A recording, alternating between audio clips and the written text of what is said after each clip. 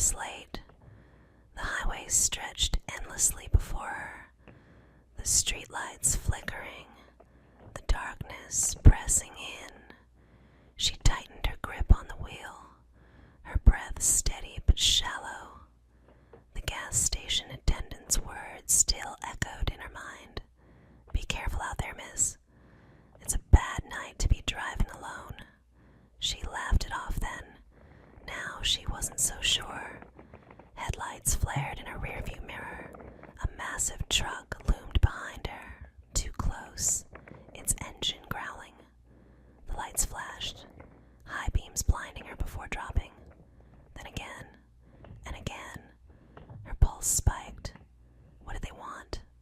The truck swerved, then rammed her bumper. She let out a shaky breath, heart hammering. This wasn't just reckless driving. He was chasing her, hunting her. She sped up. The truck did too. The high beams blazed again, illuminating the inside of her car for a split second. And in that moment she saw it. A shadow. Behind her. Inside the car. Her stomach turned to ice.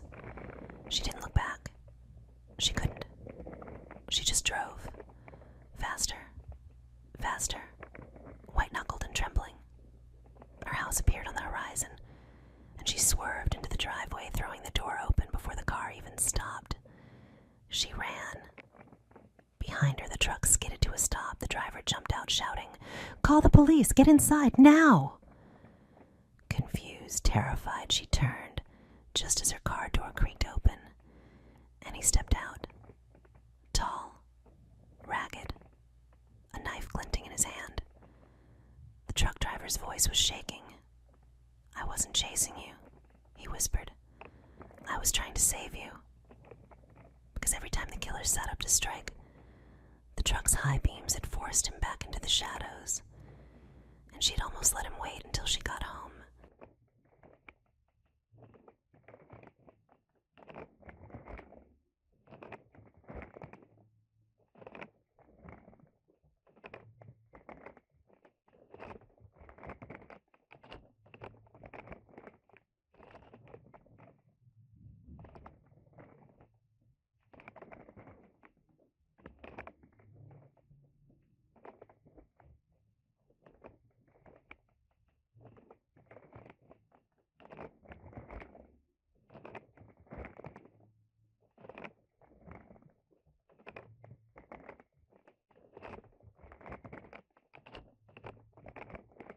The Ghost Boy of Clinton Road is one of the most unsettling urban legends, set in the eerie, desolate stretches of Clinton Road in New Jersey.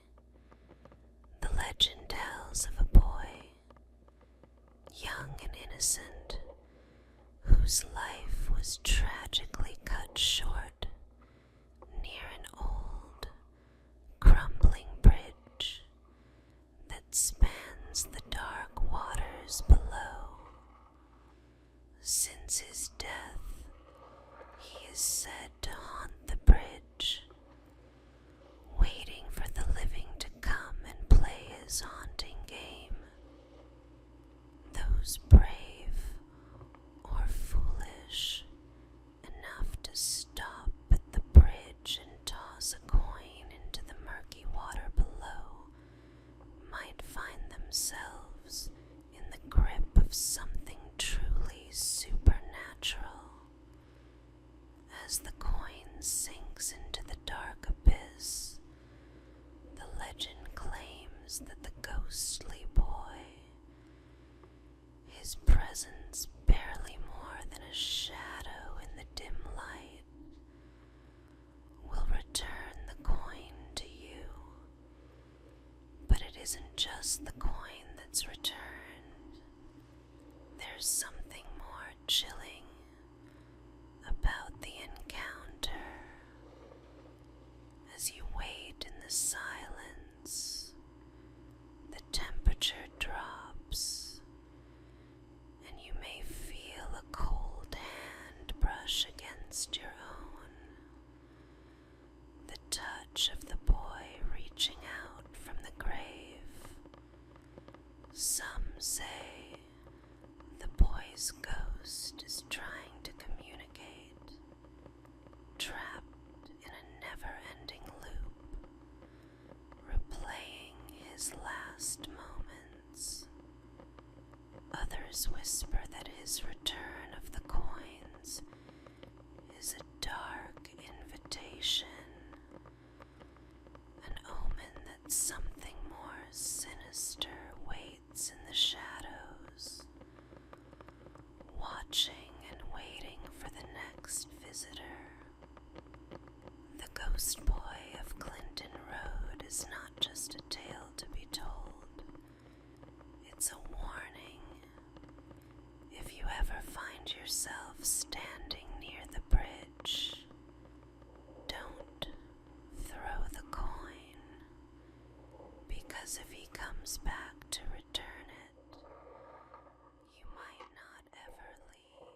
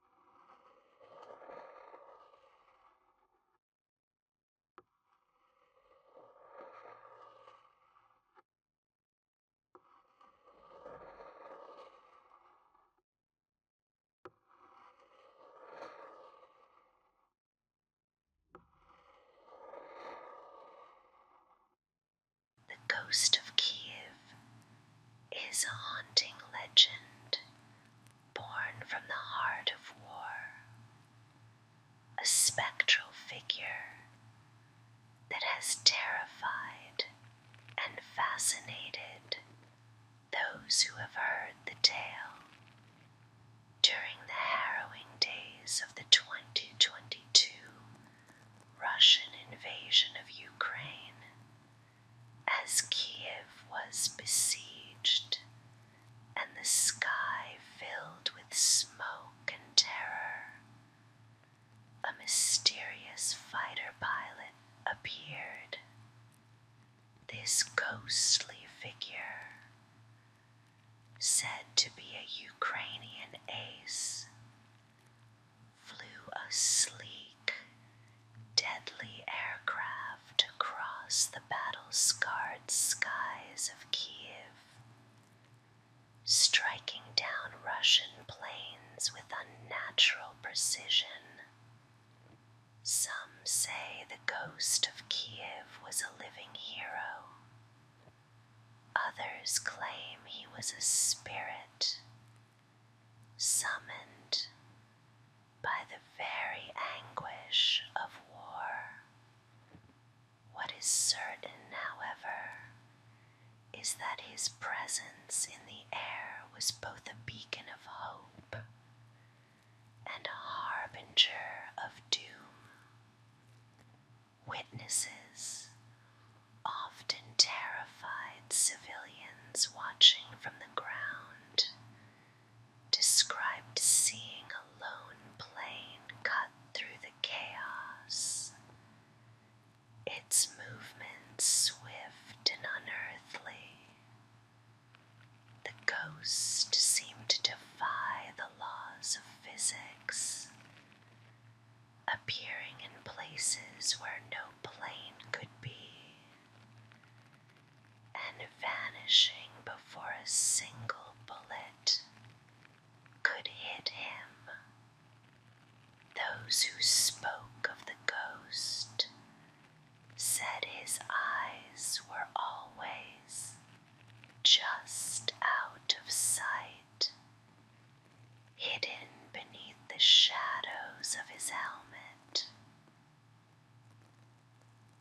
reflection of the dark grief that hung over Kiev.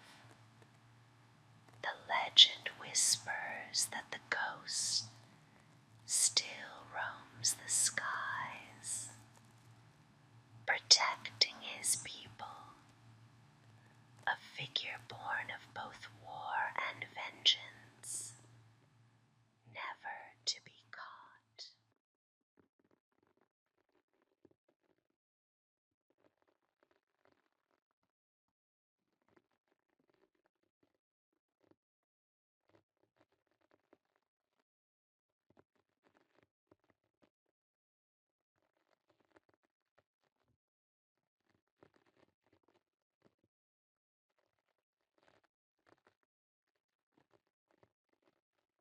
Deep in the dense, shadowy forests of Mexico lurk the Chinex, small, sinister beings of Aztec mythology, creatures twisted by the ancient secrets of the underworld.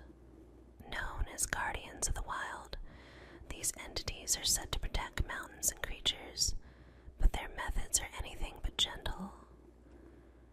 Those who wander too far into their realm often find themselves lost, surrounded by the whispering shadows of these creatures, who watch with dark, gleaming eyes. The Shinekes appear as tiny men and women, but don't let their size fool you. They are as ancient as the mountains themselves, with wrinkled faces that twist into sly, knowing smiles, and voices that mimic the sounds of the forest. Leaves rustling, branches cracking, animals calling. They're often spotted just out of reach, watching intruders with a curious, malevolent gaze. And if you catch a glimpse of them, it's already too late. Legend has it that the Shineks guard their sacred lands with ruthless cunning. If they catch you trespassing, they'll trap you in their twisted labyrinth of roots and shadows, luring you deeper and deeper until you're utterly lost.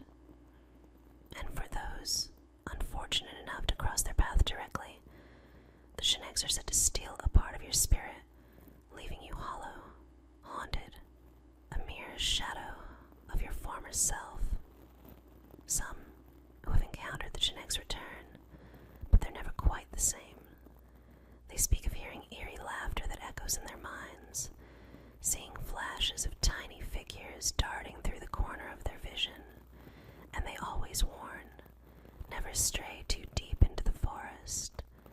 The Shinekes are watching, guarding, waiting, for they are the keepers of the wild, and their spirits hunger for any who dare to disturb their domain.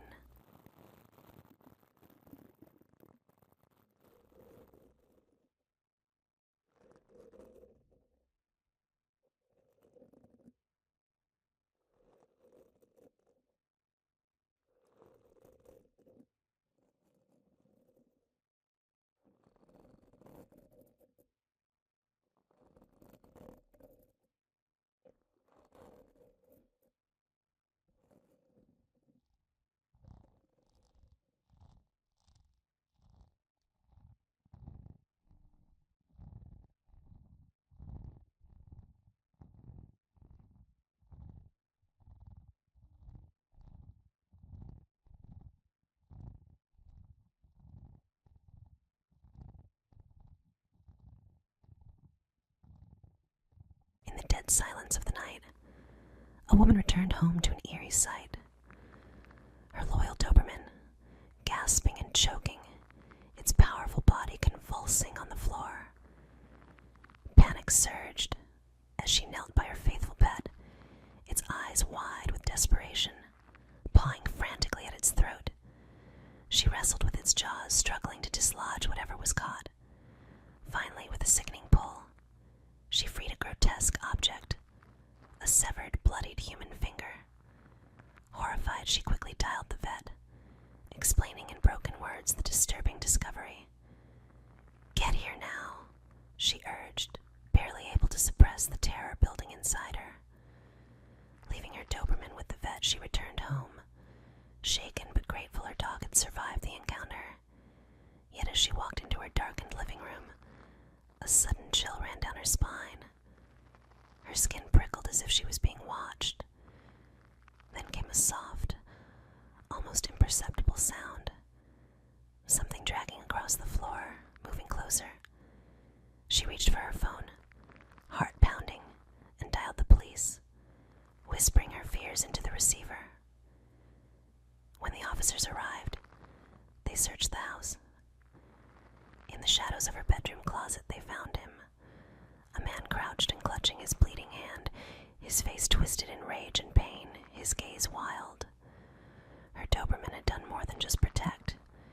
It had bitten clean through the intruder's fingers, forcing him into hiding as he bled out in her own home, lurking only feet away. As they hauled the intruder away, the woman shivered, realizing how close she had been to unspeakable horror. Her brave Doberman had saved her life, but the chilling reminder of those bloodied fingers, a haunting trophy of terror, would forever linger in her memory.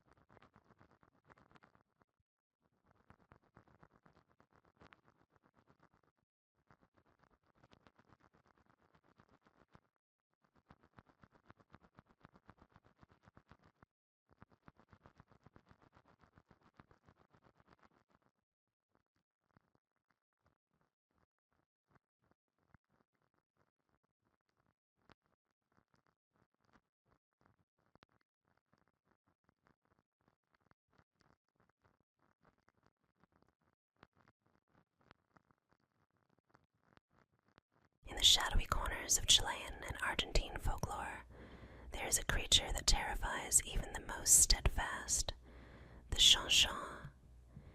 This isn't any ordinary bird. It is a dark spirit, a twisted sorcerer transformed, taking the grotesque form of a disembodied head with enormous, bat-like wings formed from its own ears. The chanchon is said to haunt the night, its eerie, blood-curdling cry, tee-tee-tee, echoing through villages and sending icy chills down the spines of those who hear it. Legend tells of powerful machi, sorcerers who could transcend the human form and, through a dark ritual, separate their heads to transform into the chanchon. As these sinister heads take flight, they prowl the darkness, seeking their victims, driven by an insatiable thirst for fear, with piercing red eyes that glow against the inky sky, and fanged teeth that glint in the moonlight. The chanchon is more than a mere creature. It is an omen of death, a harbinger of doom. Villagers claim that if you hear the chilling toot-toot-toot cry, you must hide and remain absolutely silent, for the chanchon can sense even the faintest breath, the slightest heartbeat. Its presence drains warmth from the air, leaving a deathly chill in its wake. Some who have dared to look up at the sky during the cry swear they have seen the chanchon hovering, watching, waiting, and for the unlucky ones it chooses to descend upon. A strange, feverish sickness follows, lingering like a dark curse. Those who have encountered the chanchon and lived to tell the tale often describe nightmares that plague them for weeks afterward. Visions of a head with flapping ears, soulless red eyes, and that unending, haunting cry. To this day, the chanchon remains a whispered fear in the quiet villages along the Andes, a ghostly predator that rules the night skies. So if you ever hear that distant ghostly toot-toot-toot cry in the dead of night, beware. The chanchon may be circling above, its gaze set on you, eager to claim yet another soul in the darkness.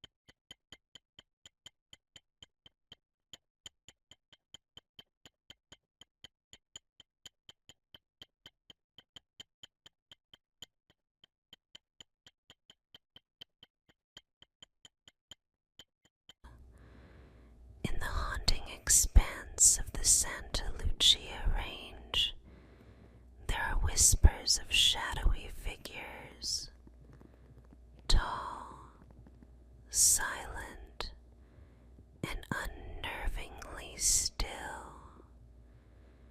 known as Los Vigilantes Oscuros to the early Spanish settlers. These beings are the Dark Watchers, a mysterious and terrifying presence that lurks in the high mountain peaks. No one knows who or what they are, but their chilling gaze has been reported by countless travelers who wander too close to the range. The Dark Watchers are seen at dusk. Their tall, shadowy forms standing motionless against the fading light. They are figures of silence, black silhouettes, almost human in shape, but too large, too otherworldly to be real. From the cliffs and hills they watch, never moving, never speaking, just observing. Some say their eyes burn with an unnatural light, their stare piercing the very soul of anyone who dares to venture into their territory. Those who have dared to approach report an overwhelming feeling of dread, as though the air itself thickens with a malevolent force. The Watchers never make a sound, but their presence is undeniable, heavy, suffocating. And when travelers turn to leave, they are often followed, as though something dark is trailing them through the shadows, just beyond their reach. The Dark Watchers are a warning, a curse, or perhaps something even older, waiting for the next soul, foolish enough to wander too close. One thing is certain, they are always watching, and they will never look away.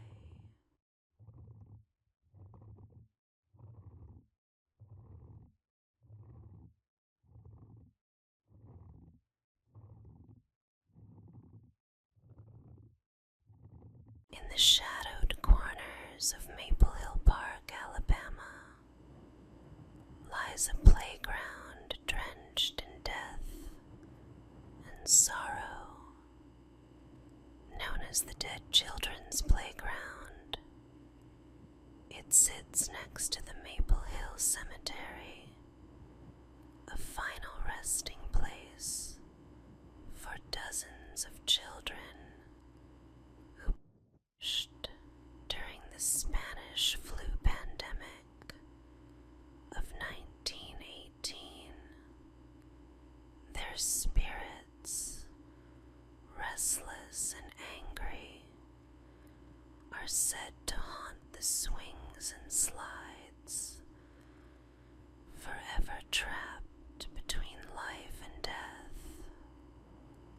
Late at night, when the moon casts long shadows across the park, eerie sounds can be heard.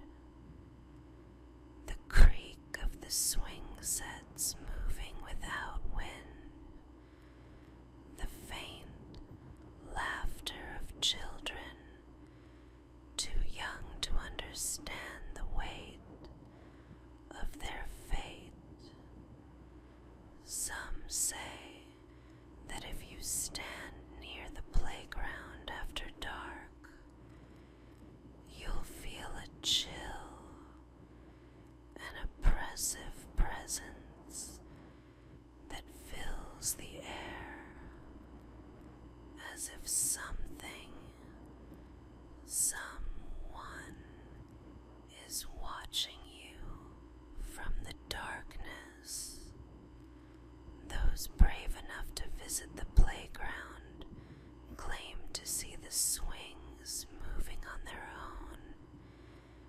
if pushed by invisible hands. Others have reported hearing the soft, disembodied whispers of children pleading to be heard. But it's not just the sounds that unsettle those who dare to linger.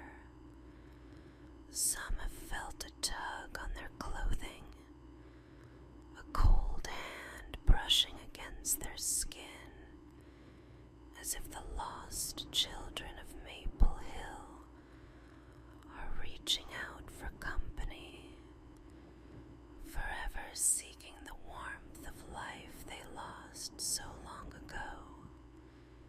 If you hear their voices, you may never leave the playground, and perhaps you may never want to.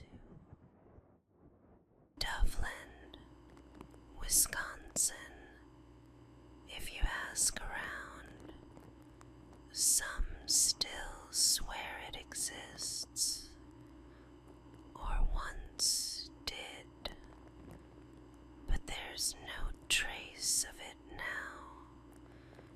This haunting urban legend tells the chilling story of a town that vanished from the face of the earth without a single explanation.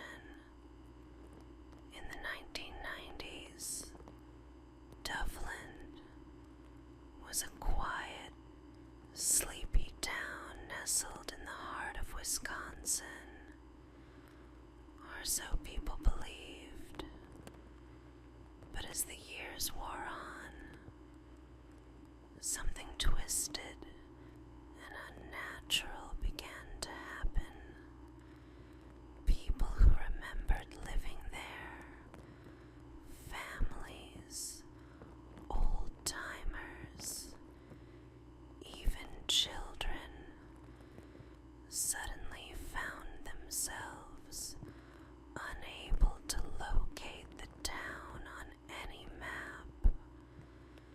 And worse, no one else seemed to recall it ever existing at all. Some claim that Dublin was consumed by something darker, a malevolent force that swept the town away in the dead of night. Those few who still speak of it describe shadows that crept through the streets, strange figures that appeared in the corners of their vision, and an overwhelming sense of dread that permeated the air. Then, just like that, the town was gone. Its buildings, its streets, its people, all erased. Even stranger, a few brave souls who set out to find Dublin say they've seen it, standing there as if frozen in time, yet no one else can see it.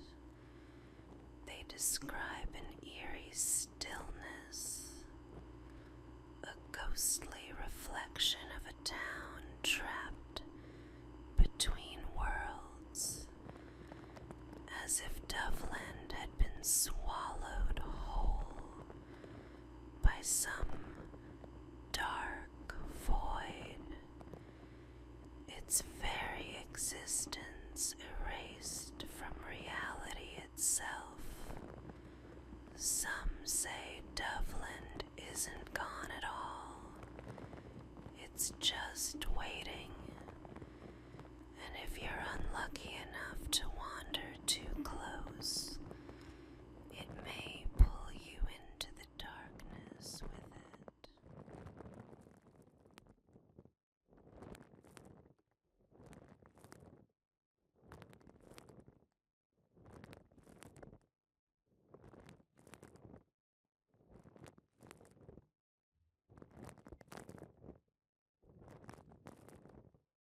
Town, once a thriving settlement nestled deep in the eerie forests of Connecticut, is now a desolate, forsaken ghost town, its very name whispered in fear.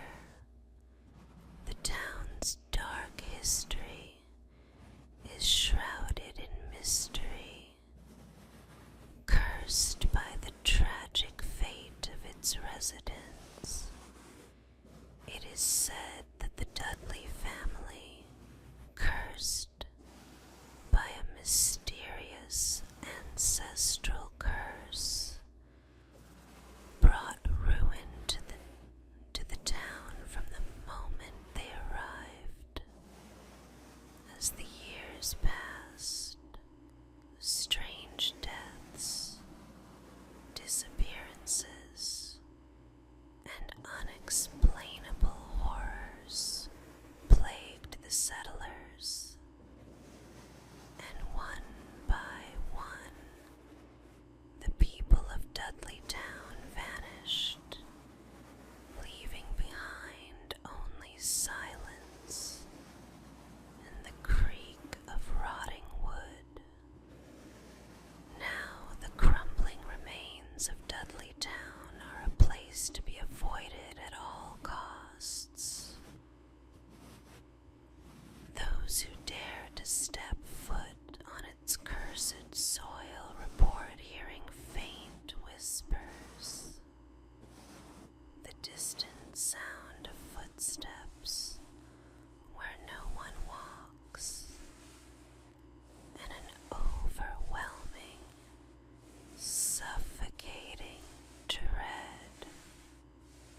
Some claim to have seen shadowy figures flitting between the decaying buildings, their hollow eyes following any intruder.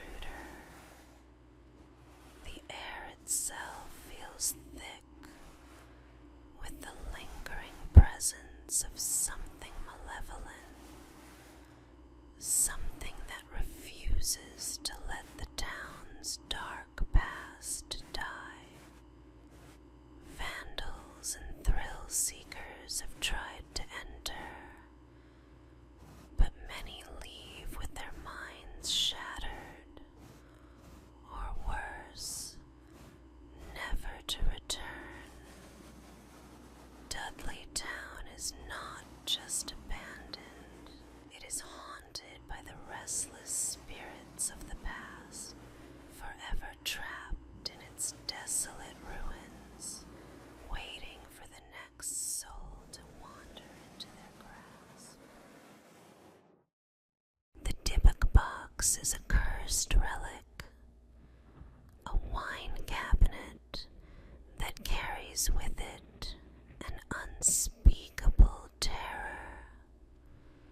According to Jewish folklore, it is said to be inhabited by a Dybbuk, a malicious spirit that has escaped from the depths of the afterlife, seeking vengeance and possessing the living. The box itself is ordinary in appearance, a simple, weathered wine cabinet, yet within its darkened, splintered wood lies an ancient malevolence so potent it drives anyone who dares to own it to the brink of madness. The legend begins in 2001, when the box was sold at an estate sale. The woman who purchased it quickly discovered its horrifying nature. Night after night, she was plagued by nightmares, her body racked with mysterious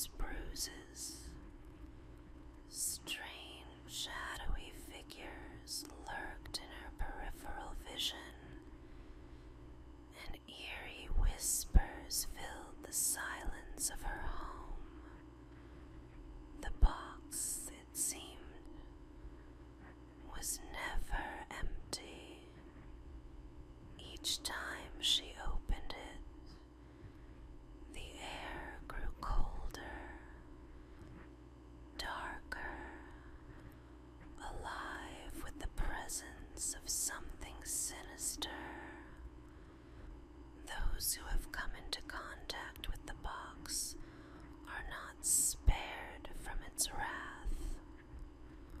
Owners have suffered violent fits of rage, debilitating illness, and even death. The box, it seems, demands its pound of flesh. Those foolish enough to keep it have reported feeling a suffocating weight on their souls. The overwhelming presence of the Dybbuk growing stronger with every passing day. The Dybbuk box is no mere artifact. It is a prison, a vessel of torment, holding a vengeful spirit that will never rest. The 27 Club is a chilling urban legend that has gripped the imaginations of music fans and mystics alike. A macabre pattern woven into the lives of some of the world's brightest stars. It is said that a disturbing number of celebrated musicians and artists, those who reach the peak of their creative power, meet their end at the age of 7, as if some dark force claims them before they can fully realize their potential.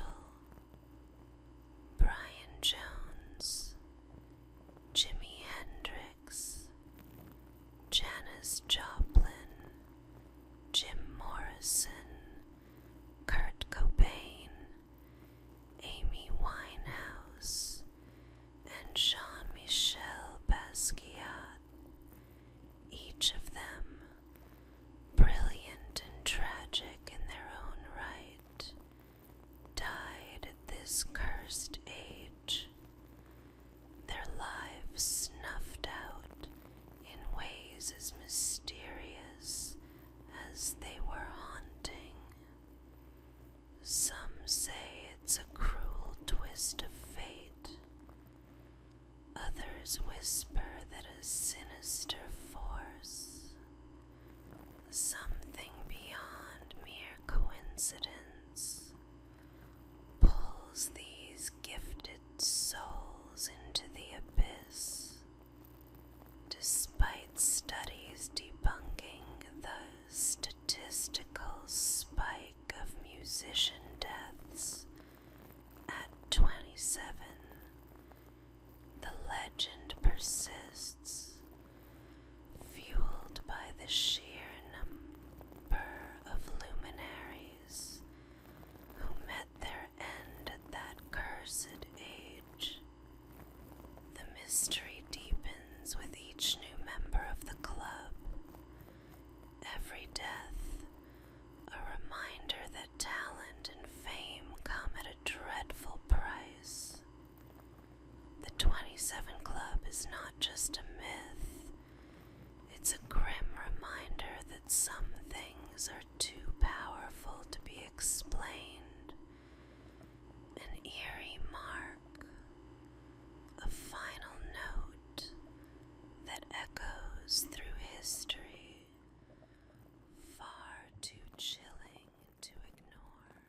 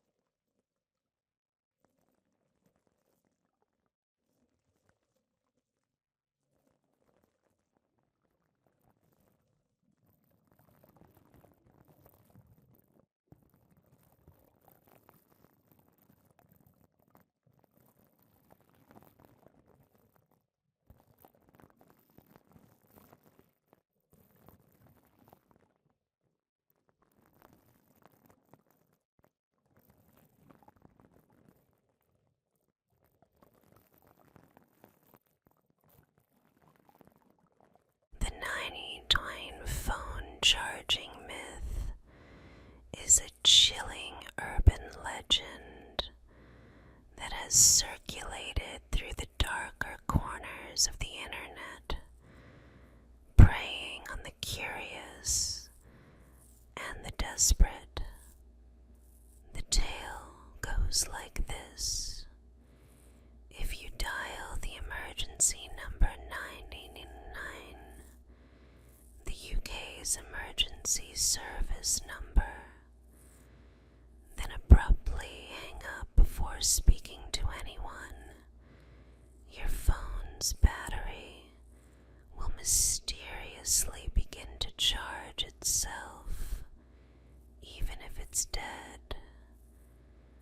At first, it sounds harmless, maybe even a little absurd, but for those desperate in their time of need, stuck in the middle of nowhere with no power, no signal, and no hope, the temptation is irresistible.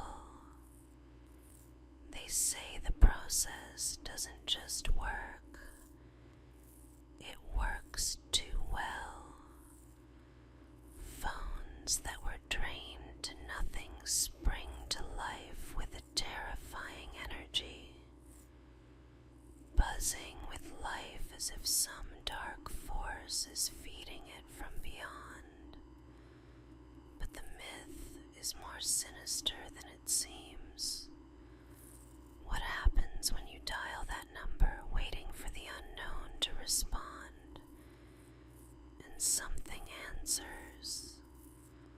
Who or what is really charging your phone in the dead of night? The legend warns, be careful what you call, for some connections are more than just a lifeline.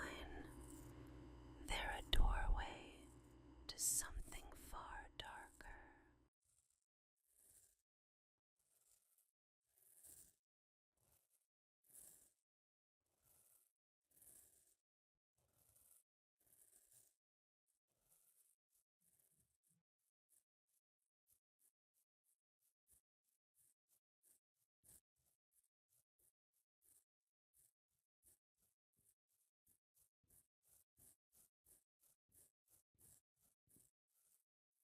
In the shadowed woods near Leicestershire, a creature of nightmare prowls, Black Annis, the dreaded blue-faced hag. Cloaked in darkness, her gnarled face is stained a haunting shade of blue, her iron claws gleaming with a terrifying sharpness, honed from years of hunting in the dead of night. Children and townsfolk alike know the tales of her hunger, a twisted craving for human flesh that sends shivers through the village. Black Annis hides in a cave carved from the rocks by her own jagged claws, a lair littered with the remains of her grisly feasts. Animal bones, and some say human bones, line the ground, while the chilling stench of decay fills the air. As dusk falls, she slinks from her den, her clawed hands scratching along tree trunks, leaving deep gouges in the bark. Her piercing eyes, dark and unforgiving, scan the surroundings, searching, waiting. She has a particular taste for children, her long, spindly fingers reaching out to snatch any who wanders too close to the edge of the woods. Many parents tell their children tales of Black Annis, warning them not to stray after dark, lest they become her next victim. They say she hides beneath beds or crouches outside windows, her twisted grin visible just beyond the glass, savouring the fear of those trapped inside. Sometimes villagers claim to hear her unearthly wails in the wind, a bone-chilling howl that pierces the night. They say it's her call, a twisted lullaby that drags the unwary toward her grasp. On moonless nights, her figure can be seen creeping through the shadows, her blue face glowing faintly, iron claws poised to strike. Today, the legend of Black Annis still haunts the children of Leicestershire, a ghastly spectre lurking at the edge watch of nightmares, waiting to snatch anyone who dares defy the tales of her insatiable